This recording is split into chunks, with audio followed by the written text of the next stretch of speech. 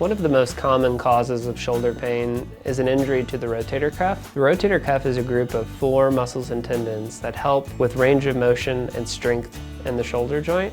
Beginning in your 50s, the blood supply to the rotator cuff tendon starts to diminish, which makes it susceptible to tearing. Oftentimes patients are surprised when they have a tear of the rotator cuff because they don't remember a specific trauma or injury associated with symptom onset. I often think of the rotator cuff like a rope that has fibers that get frayed slowly over time. And often by the time the final fibers fray, people don't even realize that they've completed the tear, so to speak. Another way to think about rotator cuff injuries is a disease that exists on a spectrum. At the low end, you have tendinitis or inflammation of the tendon itself.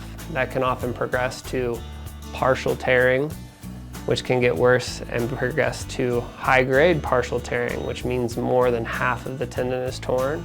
And finally, full thickness tearing, where that whole rope is completely torn.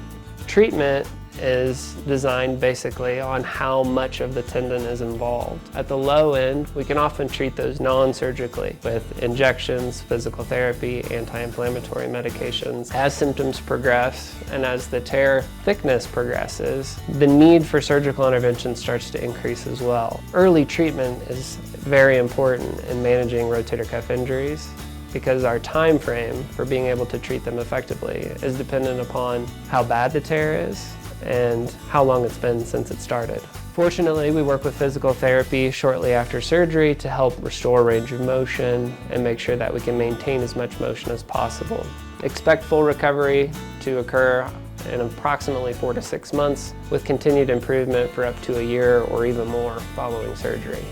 If you or anyone you know has any difficulty with their shoulder and would like someone to take a look, we'd be happy to see them, come up with a treatment plan, and help get you back to the things that you like to do.